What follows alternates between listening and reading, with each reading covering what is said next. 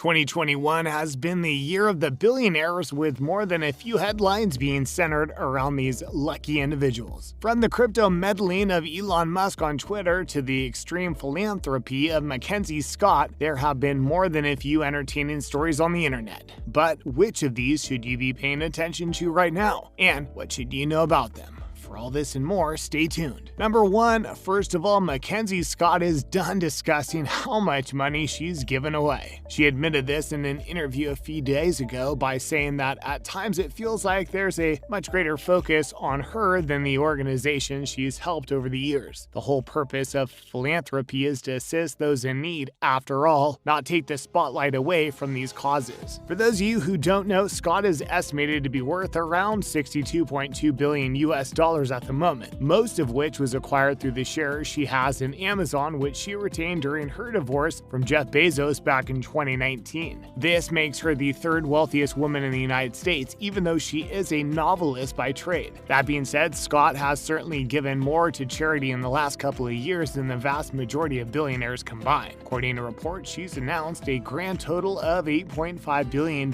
in donations since 2020, and she doesn't seem to discriminate when it comes to the causes she's aiming to help. Everything from higher education to racial injustice has been on her radar. And while money can't change everything, there's no doubt that these attempts have served the broader community well. According to Scott, she'll continue to help those around her, but will no longer report this assistance on her blog. Leaving this in the hands of the organizations themselves, she hopes that more attention will be given to them. This isn't the first time she's expressed dissatisfaction with coverage, though. She first hinted at the fact that she was unhappy with the media coverage of her donations in June of this year, which saw her saying that far too much attention was being thrown in her direction, rather than focusing on the donations themselves. Headlines would revolve around where she got her money from, as well as the complicated process that followed the announcement of her divorce from Jeff Bezos. That being said, she still continued to blog and give important financial updates, fueling the fire that was being created by those reporting on it. But it seems like the philanthropist is very much over this attention now. In fact, she has even hit back by saying she doesn't identify with the philanthropist label. What makes her reject this title, though? Well, according to her, it has more to do with what's often associated with the title. More often than not, philanthropists are considered to be wealthy individuals who think they know how to best solve other people's problems. She's also spoken out about only helping the poor, which philanthropy seems to be fixated on. You see, Scott also believes in helping those who fall into the mid-income levels and are often ignored by the wealthy in the long run. Last but not least, she's also said that she doesn't agree with the spreading of donations from a foundation owned by her, which is rather narcissistic. She would much prefer to give donations to established organizations instead. Number 2, in other news, Jeff Green has just left the Mormon Church and is now acting out. We mean this in the least offensive way possible, though, as the tech billionaire has been making waves in the best way possible. In a move that has garnered him more fans than could ever want, Jeff T. Green went on to denounce his membership to the Church of Jesus Christ of Latter-day Saints due to the various social issues that are somewhat ignored and rebuked by the religious organization. For those of you who don't know, the Mormon Church is based on a few religious doctrines that are somewhat questionable. Among these is the claim that black people are descendants of Cain and thus cursed for life, as well as the belief that homosexuality should not be spoken about openly. And while Green hasn't been active in the Mormon faith for over a decade, he wanted to make his designation from the faith rather public so that people knew where he now stood. He was no doubt getting annoyed by reporters constantly asking him about his religious identity. The tech billionaire has also pledged to donate around 90% of his estimated $5 billion fortune, despite no longer being a member of the church. Many followers of the faith have considered this to be him acting out against them, as seen by the fact that the first donation of $600,000 was given to an LGBTQ rights group by the name of Equality Utah, but we doubt Green cares much. In fact, he took things a bit further by having some choice words about the institution. After striking his name from the church records with a rather stern resignation letter addressed to the president of the church, Russell M. Nelson, Green had the following to say about those who practice Mormonism. While most members are good people trying to do right, I believe believe the church is actively and currently doing harm in the world. He then went on to single out how a great many of the church's readings and teachings have hindered global progress in the realms of women's rights, civil rights, racial equality, and of course LGBTQ+ rights. And as it turns out, he wasn't the only member of the Mormon Church who decided to leave in a public manner.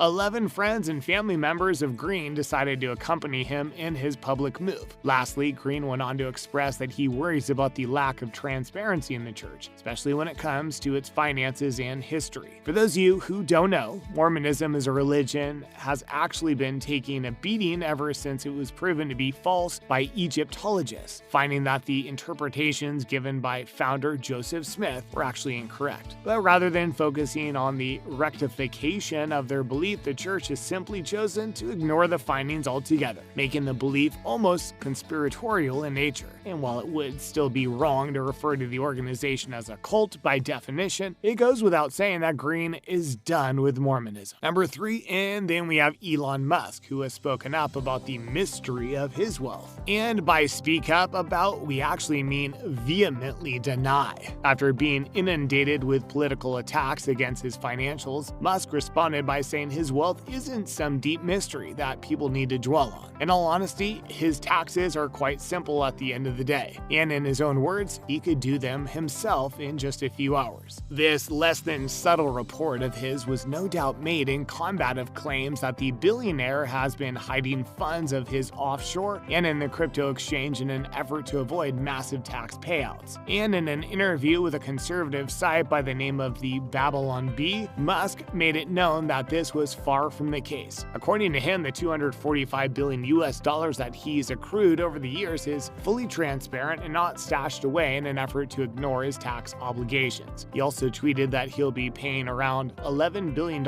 in taxes at the end of the financial year, which will allow him to claim around $23 billion in the form of stock options. Sounds like a win-win to us, but this is undoubtedly the largest single individual tax bill in the history of the United States. Suffice to say, the huge sum appears to back up what Musk has been saying over the last few years. Looks like he isn't shirking all his tax-based responsibilities. Number 4, lastly, Prince William has gone on to address his problem with billionaires. According to him, billionaires of the world ranging from Elon Musk to Jeff Bezos should be heavily criticized for their desire to raise more money through space tourism than actually fix the world they've been responsible for destroying over the past few decades. In his own words, the greatest minds in the world shouldn't be focusing on getting humanity into space, but should rather be focusing on fixing the planet Earth. And to a large extent, this claim of his makes sense. As much as we love space, we can't help but think of just how much effort the terraforming of another planet would take. And honestly, if we're able to terraform a lifeless planet in the first place, surely we could do that to our planet first. That way, not only the wealthiest people in the world would benefit from the space tourism of today, having a cleaner Earth just sounds like a better plan. And there you have it, everything you need to know about the headlines revolving around the world's billionaires right now. What do you think of MacKenzie Scott's dissatisfaction, though? And should Jeff Green be celebrated for his move? Be sure to let us know in the comments section down below.